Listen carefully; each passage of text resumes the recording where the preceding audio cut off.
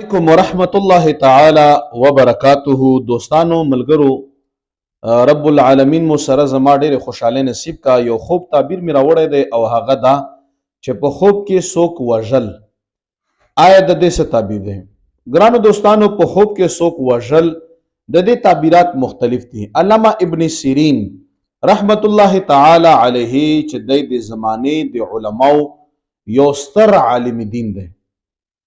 علامه ابن سیرین رحمت الله علیه فرمایي چې کله د خوب کې ویني چې څوک وژلی دی، قتل کړی دی، قتال کړی دی، نو رب العالمین به د مشکلاتو نه راوباسي. د په مشکل کې دی مشکلاتو نه به رب العالمین دی راوباسي، ځکه چې د مقابله کړی دی او په هغه مقابله کې مقابله وهلی دی، نو رب العالمین به د دغه حالاتو د مشکلاتو کې دی کامیاب کی.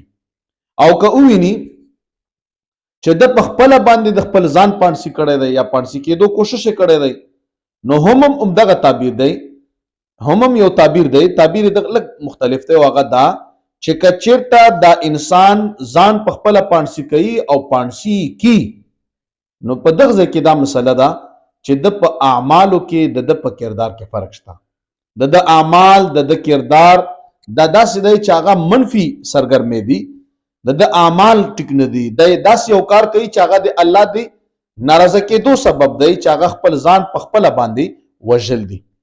او که چېرته خودکشي کوشش کړی خو ځان یې خودکشي نه کړلو، نو دا بیا د ښه والي، د ښه کردار او د مخکې پرمختګ دلیل دی.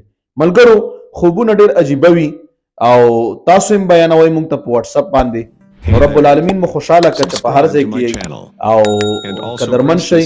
جزاکم الله خیر.